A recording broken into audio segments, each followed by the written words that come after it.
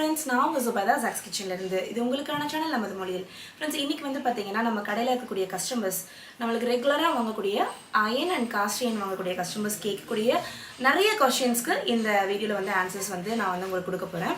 பொதுவா வந்து பாத்தீங்கன்னா நம்ம கிட்ட வாங்கிட்டு போறவங்க வந்து ஃபர்ஸ்ட் இது ப்ரீ சீசன்ட் தவாவை திரும்ப கஞ்சி தண்ணில ஊற வைக்கணுமா, இது எப்படி ஃபர்ஸ்ட் டைம் யூஸ் பண்றது அப்படின்ற டவுட்ஸ் வந்து நிறைய கஸ்டமர்ஸ் கேட்பாங்க. அதுக்கும் இந்த வீடியோலயே வந்து நான் வந்து ஃபுல் ஆன்சர் டீடைல்ட் ஆன்சர் கொடுத்திருக்கேன். அது வந்து பாத்தீங்கன்னா இத நம்ம யூஸ் பண்ணதுக்கு அப்புறம் நம்ம வீட்ல எப்படி மெயின்டெய்ன் பண்ணனும் அப்படின்றதையுமே இந்த வீடியோல சொல்லிருக்கேன். அடுத்து வந்து பாத்தீங்கன்னா நம்ம வீட்ல வந்து இந்த தோசை தவாஸ்லாம் இருக்கு இல்லையா, அதெல்லாத்தையும் எப்படி நம்ம வந்து கரெக்ட்டா எடுத்து வைக்கிறது, எப்படி நம்ம வந்து அத சீசனிங் போகாம வந்து பாத்துக்கிறது, இது எல்லாத்தையுமே ரொம்ப டீடைலா இந்த வீடியோல வந்து எக்ஸ்பிளைன் பண்ண போறேன். அடுத்து வந்து பாத்தீங்கன்னா நம்ம வீடுகள்ல வந்து இருக்கக்கூடிய அதாவது பாத்திரம் சம்டைம்ஸ் வந்து ரஸ்ட் ஆயிடுது, ஏதோ ஒரு பிரச்சனை வந்து இதாயிடுது அப்படின்னா அந்த ரஸ்டான பாத்திரத்தை திரும்ப எப்படி நம்ம திரும்ப புழக்கத்துக்கு எடுத்துட்டு வரலாம் அப்படின்றதையும் இந்த வீடியோல வந்து சொல்ல போறேன். ஸோ இந்த வீடியோ வந்து பாத்தீங்கன்னா ஒரு டீடைல் எலாபரேட் வீடியோவா இருக்கும். ஸோ நீங்க ஃபர்ஸ்ட் டைம் இல்ல நீங்க வீட்டில் ரெகுலரா iron and cast irons use பண்றீங்க அப்படின்னா இந்த வீடியோ வந்து உங்களுக்கு ரொம்ப ரொம்ப யூஸ்ஃபுல்லா இருக்க போகுது. ஸோ ஸ்கிப் பண்ணாம ஃபுல் வீடியோவும் பார்த்து எப்படி பண்ணணும்னு தெரிஞ்சுக்கோங்க. பொதுவாக கடையிலேருந்து வாங்கக்கூடிய அயன் காஸ்ட் அயன் பொருட்களை வந்து பார்த்திங்கன்னா வீட்டுக்கு போயிட்டு ஃபஸ்ட்டு டைம் எப்படி யூஸ் பண்ணுறது அப்படின்ற டவுட் நிறைய பேருக்கு இருக்குது. பொதுவாக வந்து பார்த்திங்கன்னா காஸ்ட் அயனில் இப்போ நம்ம கடையில் இருக்கிறது எல்லாமே வந்து பார்த்திங்கன்னா ப்ரீ சீசன்டு தவாஸ் தான்.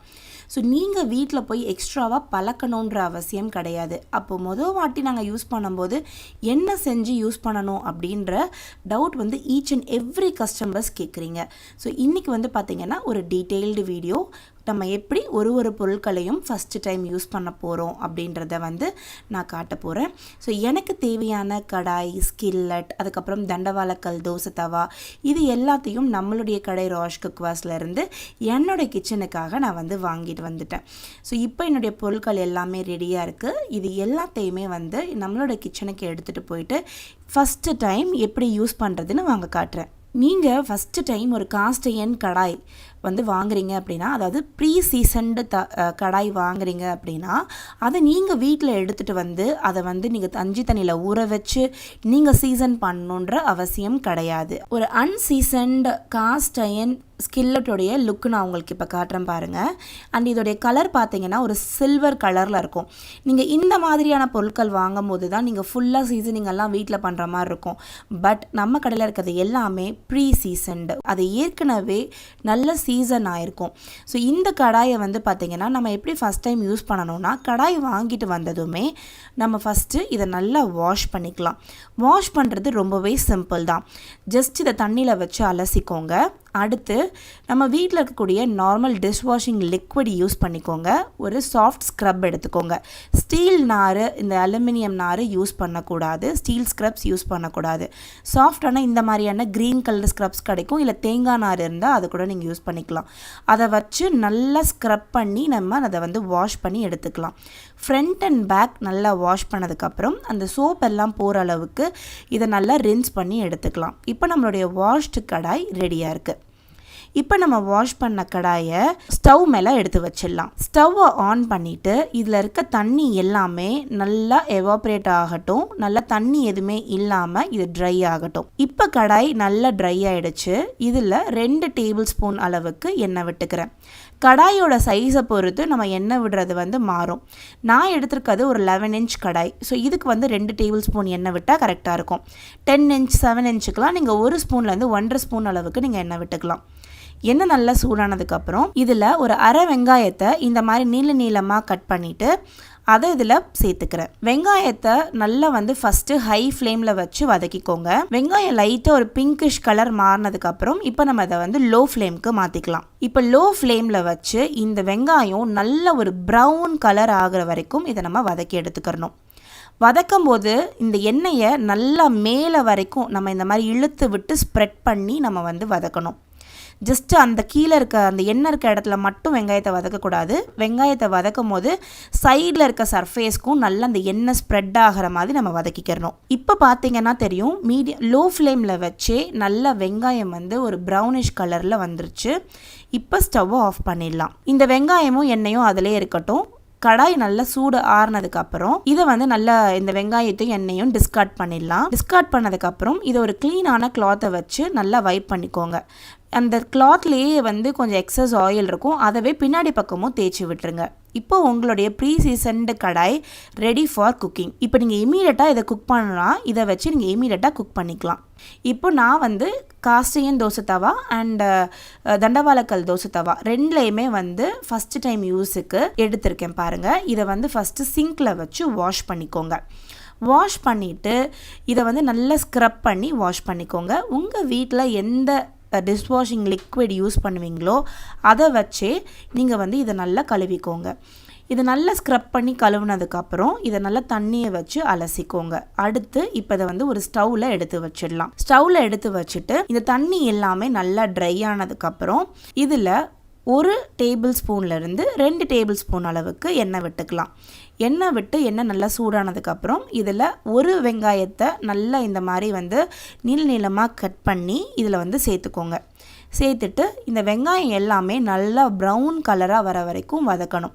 ஃபஸ்ட்டு கொஞ்ச நேரம் ஃபுல் ஃப்ளேமில் வச்சு வதக்கிக்கலாம். அப்புறம் லோ ஃப்ளேமில் வச்சு இந்த வெங்காயம் எல்லாமே நல்லா ப்ரௌன் ஷேடில், நான் வீடியோவில் காமிச்சிருக்கேன் இல்லையா, இந்த அளவுக்கு ப்ரௌன் ஷேடுக்கு வர வரைக்கும் வதக்கிக்கோங்க.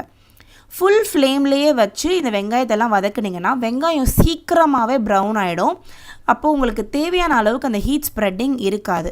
ஸோ லோ ஃப்ளேமில் வச்சு கொஞ்சம் நிதானமாகவே இதை வதக்கி எடுத்துக்கோங்க. இந்த அளவுக்கு ப்ரௌன் கலர் ஆனதுக்கப்புறம் இதை நம்ம வந்து இந்த வெங்காயத்தை டிஸ்கார்ட் பண்ணிடலாம். இந்த தவாவில் இருக்கக்கூடிய எக்ஸஸ் ஆயிலை ஒரு கிளாத்தை வச்சு தொடச்சி எடுத்துக்கோங்க. இந்த துணியை வச்சு பின்னாடியும் நம்ம ஆயில் அப்ளை பண்ணி வச்சுக்கலாம். இப்போ நம்மளுடைய தோசை தவா தண்டவாளக்கல்லாக இருக்கட்டும் இல்லை நம்மளுடைய காஸ்டையன் தோசை கல்லாக இருக்கட்டும் ரெடி ஃபார் யூஸ். இமீடியட்டாக நீங்கள் தோசை ஊற்றணும் கூட இதில் தோசை ஊற்றிக்கலாம். ஜஸ்ட் தண்ணி தெளித்து டெம்பரேச்சர் டவுன் பண்ணிக்கோங்க. இல்லை நீங்கள் அப்புறம் தான் தோசை ஊற்றுவீங்கன்னா உங்களுடைய கிச்சன் கேபினெட்ஸில் எடுத்து வச்சுக்கோங்க. எப்போ உங்களுக்கு வேணுமோ எடுத்து தோசை ஊற்றிக்கோங்க. இப்போ நான் இது ரெண்டுலேயுமே தோசை ஊற்றி காட்டுறேன் பாருங்கள். ஃபஸ்ட்டு தோசை தவா சூடானதுக்கப்புறம் இதில் மாவு விட்டு நல்லா ஸ்ப்ரெட் பண்ணி விட்டுக்கலாம். மாவு நல்லா ஓரளவுக்கு உங்களுக்கு வந்து லைட்டாக அந்த மாவு வந்து காஞ்சதுக்கப்புறம் மேலாப்பில் கொஞ்சமாக எண்ணெய் விட்டுக்கோங்க. அவ்வளோதான். இது அதுவாகவே எலும்பி சூப்பராக வந்து வரும். ரெண்டுலேயுமே அட்டகாசமான தோசைகள் வந்து வரும்.